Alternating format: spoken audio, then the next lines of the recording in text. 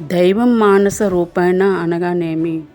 ఎవరైనా కష్టంలో ఉన్నప్పుడు దేవుడు మనుష్య రూపంలో వచ్చి సహాయం చేస్తాడని వినే ఉంటారు. ఆ విధంగా దైవం మనుష్య రూపంలో వచ్చి సహాయం చేసిన కథ మీకు చెబుతున్నా. ఇతరుల మంచిని గురించి ఆలోచించి వాళ్ళకి మంచి చేయడమే మంచి ధర్మమని అనిపిస్తుంది. పరహితమే పరమో ధర్మము అని అంటారు. అంటే ఈ పరహితము పరమధర్మం అనేది వ్యక్తి ప్రవర్తనపై ఆధారపడి ఉంటుంది. ఒక వ్యక్తికి ఎదుటివారికి సహాయం చేసే గుణం ఉంటుంది, మరొక వ్యక్తికి అది లేకపోవచ్చు. దైవం మానస రూపేణ అనే దానికి ఒక నిజమైన కథ వివరణ. ఒకరోజు ఒక యవ్వనస్తుడైన బాలుడు ఒక చోట ఒక యోగి చెప్పిన ఉపదేశాన్ని ఆలకించాడు. పరహితమే పరమధర్మమని, దైవం మనిషి రూపంలో వచ్చి ఆదుకుంటాడో అప్పుడు ఆ వ్యక్తిలో దైవాన్ని చూడాలి ప్రతి ఒక్కరూ అని ఆ యోగి చెప్పారు. దానికి ఆ బాలుడు దైవం మానస రూపేణ అన్నదానికి ఎవరైనా అర్థాన్ని వివరిస్తారని ఉన్నట్లుండగా దేశాటన సాగించాడా బాలుడు.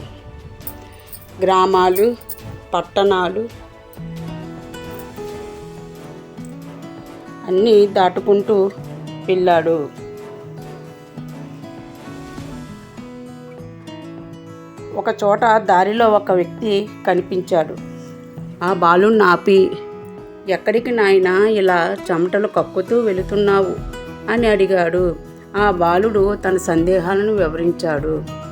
అప్పుడు ఆ అజ్ఞాత వ్యక్తి ఇలా చెప్పాడు, "చూడు నాయనా, ఆ వీధి ప్రక్కగా ఒక మఠం కనిపిస్తుంది కదా, అక్కడ ఒక స్వామీజీ ఉన్నారు. అక్కడకు అందరూ వెళ్ళి తమ సందేహాలు తీర్చుకొని ఆ మఠంలో ధ్యానం చేసుకుంటున్నారు. నీవు అక్కడికి వెళితే ఆ స్వామి నీ సందేహాలకు వివరణ ఇస్తారు" అని చెప్పగానే ఆ బాలుడు ఆ వ్యక్తికి కృతజ్ఞత చెప్పి సెలవు తీసుకొని మఠం దగ్గరకు వచ్చాడు. స్వామీజీ అతను రాకను గమనించి ధ్యానం నుండి బాహ్య ప్రపంచానికి వచ్చి, "ఏమి నాయనా, ఇటు వచ్చావు?" అంటూ నీరసంగా మాట్లాడారు. దైవం మానస రూపేణ అంటే ఏమిటి? అది నిజమేనా స్వామి అని అడిగాడు ఆ బాలుడు. అప్పుడు ఆ స్వామీజీ, "చాలా రోజుల నుండి నీ కోసం ఎదురు చూస్తున్నాను నాయనా" అని ఆ స్వామీజీ అన్నారు. "మీరు నా కోసం ఎదురు చూడటమా? నాకు అర్థం కాలేదని" ఆ బాలుడు స్వామీజీ వంక అమాయకంగా చూశాడు. "అవును నాయనా, నాకు వృద్ధాప్యం సమీపించింది. పండుటాకు ఎప్పుడైనా రాలిపోవలసిందే కదా. అలాగే ప్రతి జీవి ఏదో ఒక రోజు ఆ భగవంతుని సన్నిధికి చేరవలసిందే. ఎవరికి ఈ మఠం యొక్క బాధ్యతలు అప్పజెప్పాలా అని ఎదురు చూస్తూ ఉన్నాను. ఈలోపు ఆ దైవం పంపినట్లు నువ్వే నన్ను ఎత్తుక్కుంటూ వచ్చావు నాయనా. ఇదే దైవం నీ రూపంలో అంటే దైవం మానస రూపేణ. దైవం నీ రూపంలో వచ్చి నా సమస్యను పరిష్కారం చేస్తున్నాడు.